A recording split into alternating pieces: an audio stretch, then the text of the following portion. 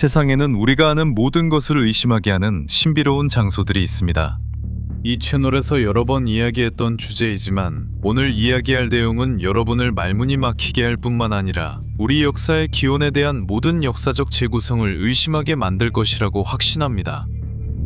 오늘 우리는 볼리비아 안데스 산맥의 사막구원 티아후아나코로 갑니다. 여기서 우리는 오늘날까지도 연구자들에게 의문을 던지는 놀랍고 신비로운 건축 복합단지를 탐험하게 될 것입니다. 이 신비로운 장소가 아주 오래되고 발전된 잃어버린 문명의 증거일 수 있을까요? 저희는 그렇게 생각하며 여러분도 끝까지 이야기를 들으시면 저희와 같은 의견이실 거라 확신합니다. 좋습니다. 항상 그렇듯이 이 매혹적인 여행을 시작하기 전에 채널을 구독하고 저희 영상을 공유해서 저희의 활동을 응원해 주시길 부탁드립니다. 지구의 외진 한 구석, 해발 1600m의 볼리비아 안데스 고원에서 우리는 놀라운 연마된 석조 구조물을 발견할 수 있습니다. 이 구조물들은 정밀한 절단, 직각, 그리고 비범한 솜씨로 만들어진 맞물림 구조가 특징입니다. 우리는 티아후아나코, 특히 푸마푼쿠에 대해 이야기합니다.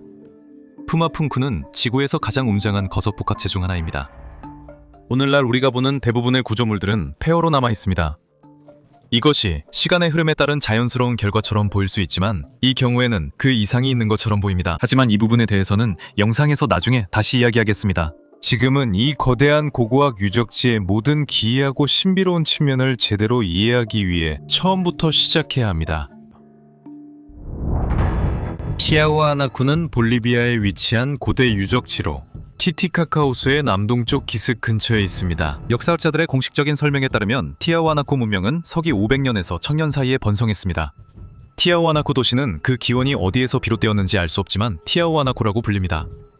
티아후아나코 도시는 잉카 이전 문명의 가장 중요한 의식 중심지 중 하나로 유명하며 프리콜럼버스 시대 아메리카에서 가장 중요한 문화 중 하나를 대표합니다.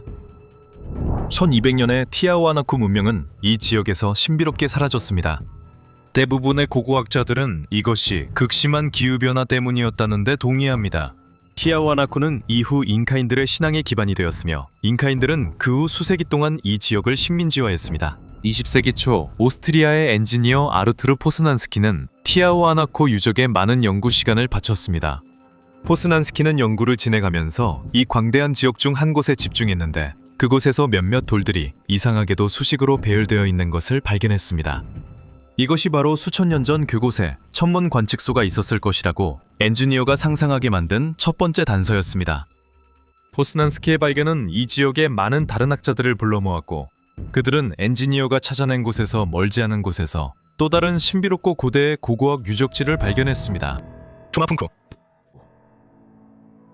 아이마라어로 푸마푼쿠는 퓨마의 문이라는 뜻입니다. 이 정교한 거석단지를 누가 설계하고 지었는지 아무도 모릅니다. 연구자들은 이 유적을 오랫동안 조사했지만 결론을 내리지 못했습니다. 오히려 연구가 진행될수록 한계를 넘는 다양한 이론이 계속 나오고 있습니다. 푸마푼쿠의 거석들은 화강암과 섭노감으로 만들어졌습니다. 섭노감은 매우 단단한 암석으로 오늘날에도 이를 가공하려면 다이아몬드 드릴 비트를 사용해야 할 정도로 단단합니다. 하지만 고대 건축가들은 이를 전혀 문제 삼지 않고 놀랍도록 정밀하게 암석을 다듬었습니다. 실제로 우리는 완벽한 직각, 믿을 수 없을 만큼 매끄러운 연마, 그리고 오늘날 우리가 가진 현대적인 도구로 만든 것처럼 보이는 원형 형태들을 볼 수 있습니다.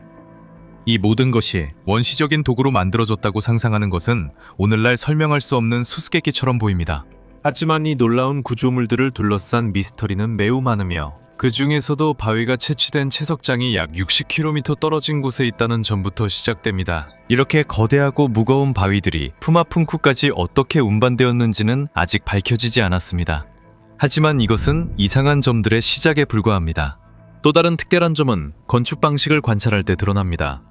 돌을 관찰해보면 이 돌들이 정교한 결합 시스템을 가지고 있다는 것을 알 수 있습니다. 두 개의 인접한 돌 사이에는 금속 삽입물을 넣기 위한 홈이 파여 있었고 이 금속 삽입물이 돌을 안정적으로 고정하는 역할을 했습니다. 이 과정은 바위를 맞대고 홈을 파서 틀을 만든 다음 녹인 금속을 부어 굳히는 방식으로 바위들을 서로 고정시켰습니다. 이러한 방식은 고대 이집트 문명과 같은 다른 고대 문화에서도 사용되었으며 그들은 비슷한 방법으로 건축 구조물을 더욱 견고하게 만들었습니다. 이러한 이음새에 사용된 금속을 분석한 결과 비소, 철, 규소, 니켈이 포함된 특수한 구리합금으로 이루어져 있음을 알 수 있었습니다.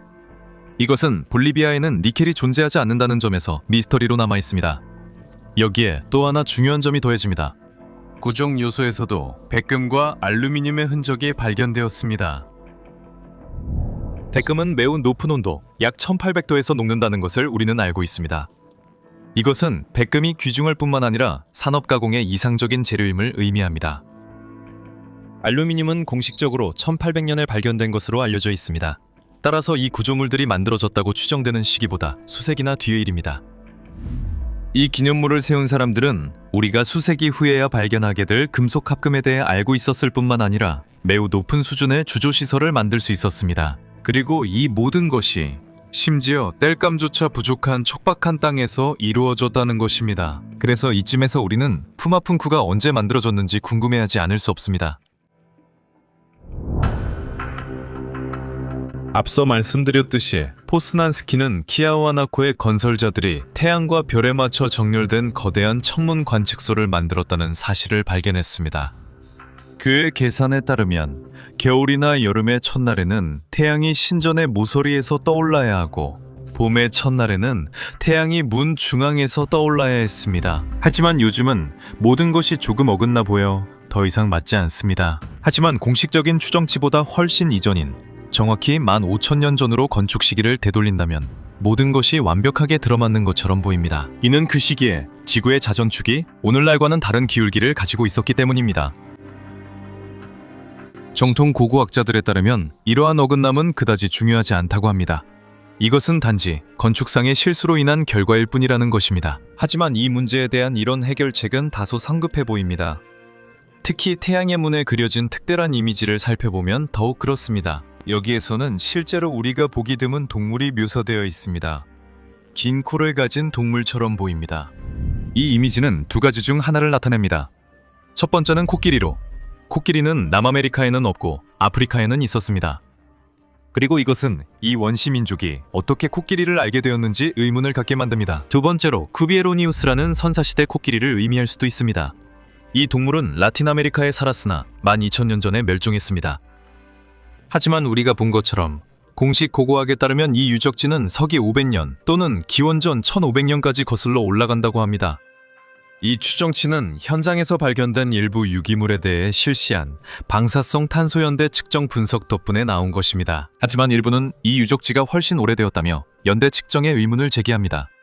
사실 그 시기 유기물이 발견됐다고 꼭 의미가 큰 것은 아닙니다. 왜냐하면 우리가 알고 있듯이 이 유적지는 여러 문명에 의해 정령되었고 그 문명들이 차례로 건설을 이어갔기 때문입니다.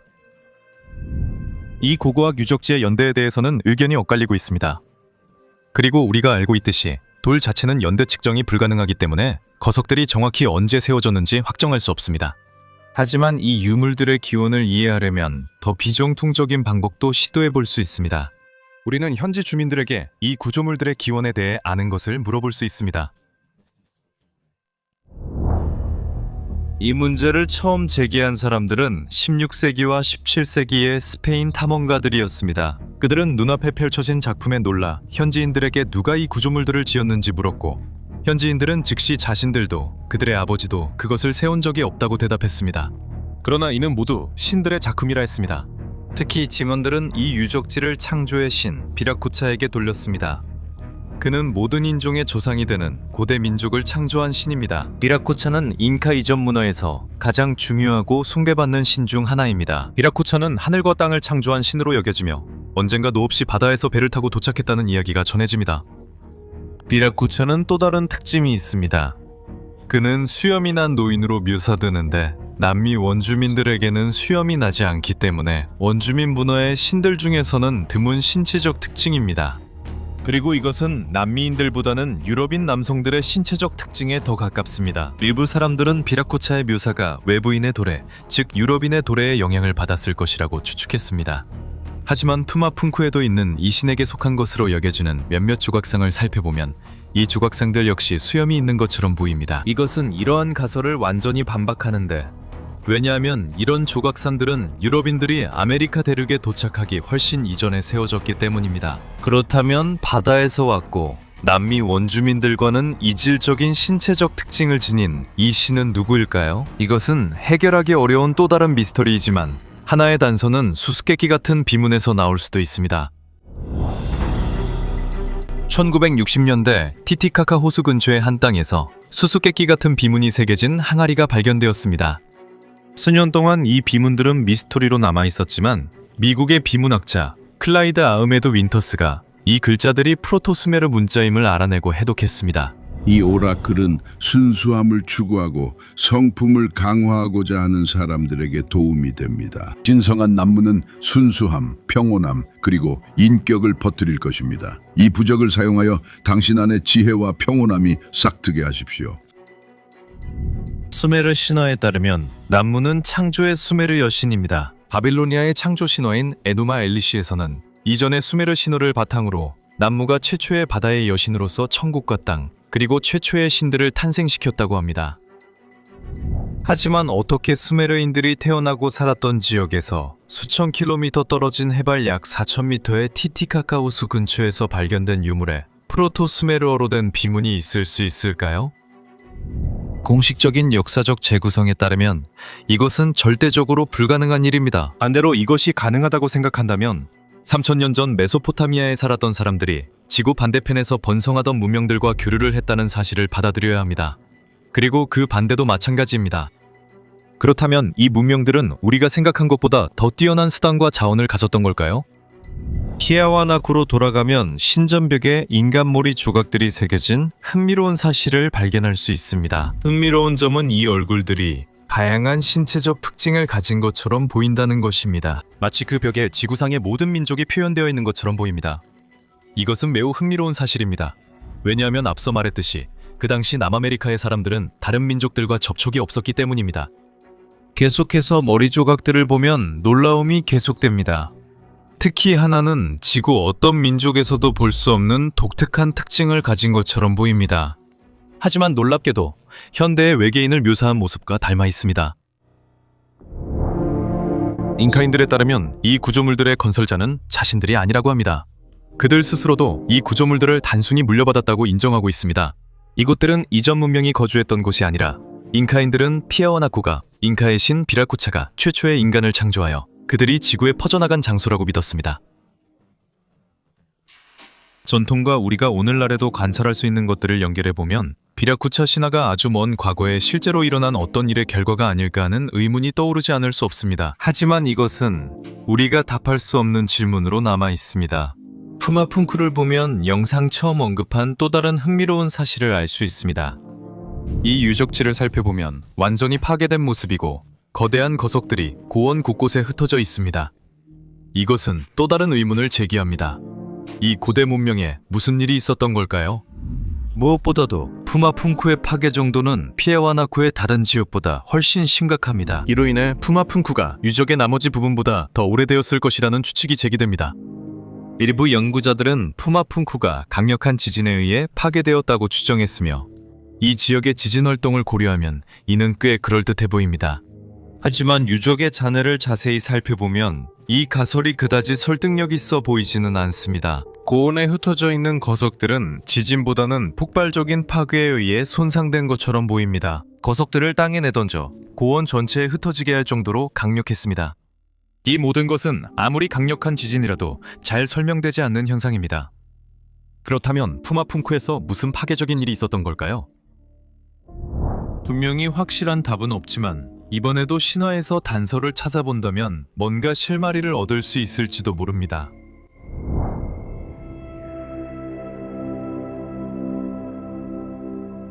사실 잉카인들은 과거에 우누우누 파차쿠티라고 불리는 대홍수, 즉 물의 대재앙이 일어났다고 믿었습니다. 이 신화적인 사건은 신들, 특히 비라코차에 의해 세상을 정화하는 것으로 여겨졌습니다. 하그 이후에 비라코차는 세상을 다시 창조하여 인류를 탄생시키고 우주의 질서를 세웠다고 합니다. 우리가 알다시피 이 이야기는 고대 문명들의 신화에서 결코 새로운 것이 아닙니다. 형태와 방식은 달라도 이 이야기는 수메르 문화, 이집트 문화, 그리고 우리가 이전 영상에서 이야기했던 세계의 수많은 다른 문화에서도 찾아볼 수 있습니다. 이렇게 해서 고대의 한 이야기가 과거의 고대 문명들을 연결하는 것처럼 보입니다. 하지만 이러한 이야기들이 증거로 뒷받침되지 않는다고 주장하는 것은 옳지 않습니다. 푸마푼쿠는 세계의 많은 다른 장소들과 함께 결정적인 증거는 아닐지라도 적어도 일련의 단서들에 속합니다. 이 모든 단서들은 모두 분명한 방향을 가리키고 있습니다. 분명히 이 모든 것은 의심의 여지를 두고 받아들여야 하지만 이러한 모든 단서들이 가리키는 길을 애초에 무시하는 것은 단순히 잘못된 것일 뿐만 아니라 지식의 진보 자체에 반하는 일이라고 생각합니다. 이제 여러분의 의견이 궁금합니다. 댓글로 여러분의 생각을 남겨주시고 영상이 마음에 드셨다면 채널을 구독해서 저희의 활동을 응원해주세요. 다음 이야기에서 뵙겠습니다.